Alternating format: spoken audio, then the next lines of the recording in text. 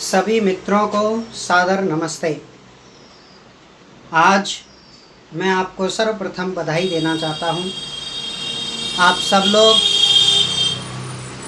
बड़ी ही उत्सुकता के साथ में हमारे साथ में जुड़े हुए हैं, उसके लिए मैं आप सब लोगों को बधाई देना चाहता हूँ। इसी प्रकार आप अपना आशीर्वाद हम पर बनाए रखिए, यही परमपिता परमात्मा से प्रार्थना है। आज का विषय प्रारंभ करने से पहले मैं आपसे छोटी सी अपील करना चाहता हूं कि जितने ज़्यादा से ज़्यादा यदि आप हमारी वीडियो को शेयर करेंगे उतना ही ज़्यादा हमारा मनोबल बढ़ेगा कार्य करने के लिए। तो आइए अपना उत्साह हम पर बनाए रखिए, हम आशीर्वाद हम पर बनाए रखिए और अधिक से अधिक हमारे चैनल को सब्सक्राइब कीजिए और शेयर कीजिए हमारी वीडियो को, जिससे हम अधिक से अधिक आपके बीच में वीडियोस लेकर के आ सकें। आज का मेरा जो विषय है वो बहुत गंभीर है। गंभीर शब्द मैं इसलिए इस्तेमाल कर रहा हूँ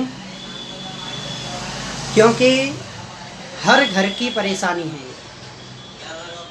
हम देखते हैं कि सगे भाई बहन आज एक साथ बैठने से कहीं ना कहीं डरते हैं या एक साथ नहीं बैठ पाते हैं। उसके पीछे कारण क्या है? क्यों सगे भाई आज दुश्मन की तरह लड़ रहे हैं, जैसे जानी दुश्मन हो, एक दूसरे को अपना सबसे बड़ा शत्रु समझते हैं? इसके पीछे कारण क्या है? क्या उन दोनों की सोच या समाज या हमारी जो सामाजिक जाल है, जो जंजावाल है, ये है उसका कारण? इस पर विचार करने के लिए मैं आज आपके बीच में उपस्थित हुआ हूँ। सभी चीज़ों का जब विश्लेषण किया, सभी बातों को जब समझा, समाज को देखा और परिवारों को देखा और बहुत सारे भाइयों को देखा, बहुत सारी बहनों को देखने के बाद मैं इस निष्कर्ष पर पहुंचा हूं कि इसके पीछे जो मुझे कारण समझ में आया वो मैं आपके बीच में प्रस्तुत कर रहा हूं। यदि आप मेरे इस सोचने से, मेरे इस जो प्रयास है, मैंने जिस तरफ अपनी सोच को दौड़ाया है, उस सोच से यदि आप सहमत हैं तो अवश्य कमेंट बॉक्स में मुझे बताइए कि आपने बहुत सही कहा, या और कोई उपाय या और कोई कारण है समाज में, वो कारण भी बताइए। सबसे पहला कारण तो मैं एजुकेशन को देता हूं। जो आज का एजुकेशन सिस्टम है उसमें भाई भाई के प्यार की, भाई भाई के प्रेम की कोई भी जगह शिक्षा नहीं दी जाती है जिससे कि वो आपस में मिल करके रहें। दूसरी चीज़, मैं समाज को भी दोषी मानता हूं क्योंकि इस समाज में ही हमें ऐसे संस्कार मिलते हैं जिन संस्कारों की वजह से आज हमारे बच्चे या समाज के जो दो लोग हैं, जिसकी वजह से समाज एक संतुलित रूप से चल रहा है, वो एक साथ बैठ कर के भोजन नहीं करना चाहते हैं। आइए एक उदाहरण से समझते हैं। उदाहरण से इसलिए क्योंकि उदाहरण से बहुत अच्छे से समझ में आ जाएगा। कहानी मात्र है। एक माँ अपने बच्चे को दूध पिलाना चाहती है। दूध का कटोरा उसके हाथ पे है और बच्चा जैसे ही दूध का कटोरे को देखता है वो दौड़ने लगता है, पूरे घर में भाग रहा है। माँ उसके पीछे दूध का कटोरा लेकर के दौड़ रही है कि बेटा दूध पी ले, लेकिन वो बेटा दूध पीने के लिए तैयार नहीं है। बहुत रिक्वेस्ट करती है, बहुत मनावने करती है, लेकिन फिर भी जब वो दूध नहीं पीता है तो माँ एक युक्ति अपनाती है और वो युक्ति ही परिवार को तोड़ने का सबसे बड़ा कारण। उस युक्ति की तरफ मैं आपका ध्यान आकर्षित करना चाहता हूँ। वो युक्ति बड़ी खतरनाक है। उस युक्ति से सभी माताएं बहनें बचें। जब बेटा दूध नहीं पीता है तब माँ बोलती है बेटा जल्दी से दूध पी ले, नहीं तो तेरे बड़े भाई को दे दूंगी या बड़ी बहन को दे दूंगी। जब ये बात वो सुनता है तुरंत उस दूध के कटोरे को छीन करके पीने लगता है, चाहे भूख हो चाहे ना हो। तो माताओं, आपकी तत्काल जो परेशानी थी, समस्या थी, वो तो हल हो गई। आपको दूध पिलाना था बच्चे को, उसने दूध तो पी लिया, लेकिन जिस युक्ति से आपने दूध पिलाया है वो युक्ति इतनी खतरनाक है जिसकी वजह से आज परिवार टूट रहे हैं। मैं आपका ध्यान इतिहास की तरफ ले जाना चाहता हूँ। वहाँ भी माएँ दूध पिलाती थी, लेकिन संस्कार कैसे देती थी ये देख लो। माँ कैकेयी अपने बेटे भरत को दूध पिला रही है। माँ भरत का दूध ठंडा कर रही है पिलाने के लिए।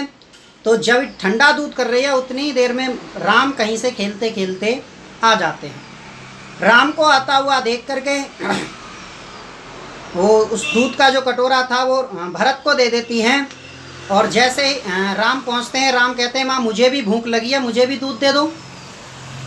तो माँ ने कहा ठीक है बेटा बैठो तुम भरत के पास, मैं अभी रसोई घर से दूध लेकर के आ रही हूँ, तब तक तुम यहाँ बैठो। माँ रसोई में दूध लेने के लिए चली जाती है। तभी भरत बोलते हैं राम भैया ये दूध आप पी लो और जो माँ लेकर के आएगी उस दूध को मैं पी लूँगा। राम ने कहा क्यों? तो भरत ने कहा कि भाई प्रत्येक छोटे भाई का कर्तव्य है कि वो बड़े की मदद करे, या बड़ा भाई भूखा है और छोटा भाई भोजन कर ले या दूध पी ले तो ये शोभा नहीं देता है, ये धर्म के खिलाफ है।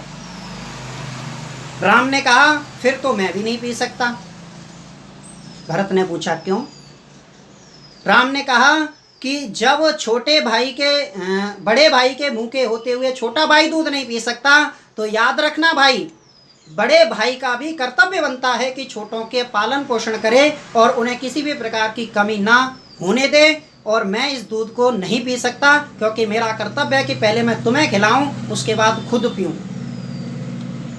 और दूसरी बात, यदि मैंने दूध पी लिया और माँ कैकेयी ने देख लिया या और किसी ने देख लिया तो ये सोचेंगे कि राम बड़े थे, भरत से छीन करके पी लिया होगा, तो उनके दिमाग में गलत फहमी भी पैदा हो सकती है। इसलिए भरत में ये दूध नहीं पी सकता। ये सब बातें माँ कैकेयी सुन रही हैं।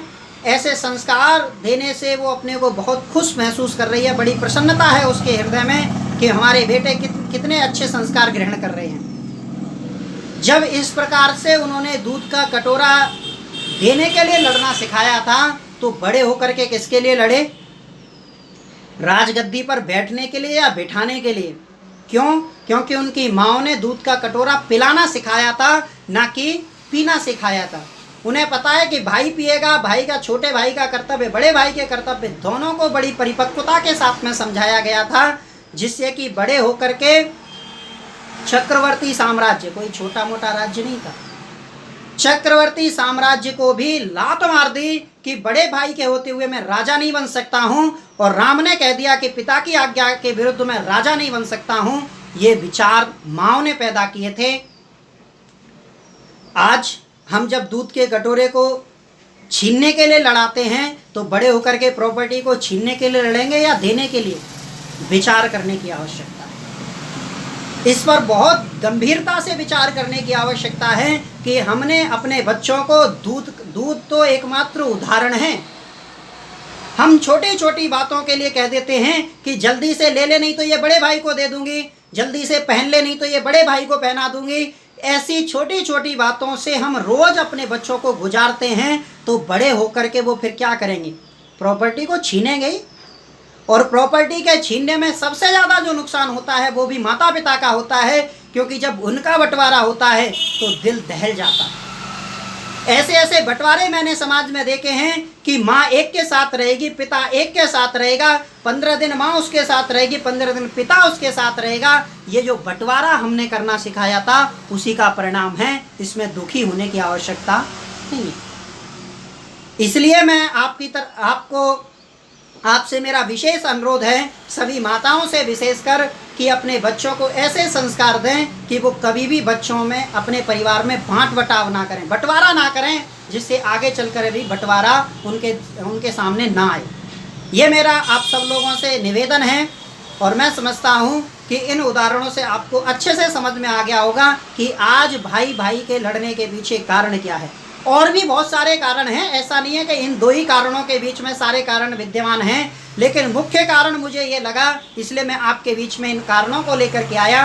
और भी बहुत सारे कारण हैं, उनकी वजह से हम लड़ते हैं। कुछ सामाजिक परिस्थितियां ऐसी होती हैं, कुछ आर्थिक परिस्थितियां ऐसी होती हैं जिसकी वजह से हम भाई भाई से लड़ बैठते हैं। लेकिन मैं एक तरफ विशेष निवेदन ये करना चाहता हूँ कि राम से बड़ी विपत्ति आपके ऊपर नहीं आई है। एक राजा जो चक्रवर्ती साम्राज्य का अधिपति बनने वाला था उसको जंगल में भेज दिया फकीर बना करके। इससे बड़ी विपत्ति हमारे सामने नहीं आ सकती है। यदि हम चाहें तो निश्चित रूप से हम अपने भाई भाई में प्रेम पैदा कर सकते हैं। मैंने कल भी बताया था, घटनाएं दुख नहीं देती हैं, घटनाओं से दुख हम निकालते हैं।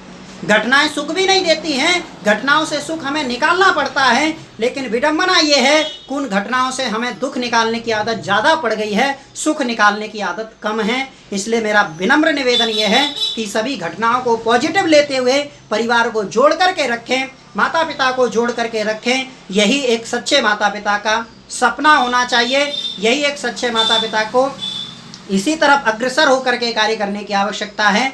आप सब लोगों का बहुत बहुत धन्यवाद। पुनः निवेदन, यदि हमारा ये प्रयास आपको अच्छा लग रहा हो तो अधिक से अधिक शेयर करें, और हमारे चैनल पर यदि आप नए हैं तो चैनल को सब्सक्राइब करना ना भूलें। और यदि कोई सुझाव है तो कमेंट बॉक्स में आप हमें बेझिझक बताइए। हर सुझाव आपके हम जो लोकहिताय हैं, समाज के हित के लिए हैं, उन सभी सुझावों को मैं मानने के लिए तैयार बैठा हूं। आपका आशीर्वाद, आपका सुझाव ही हमें बहुत ऊंचाई पर लेकर के जाएगा। आप सब लोगों का पुनः बहुत बहुत धन्यवाद।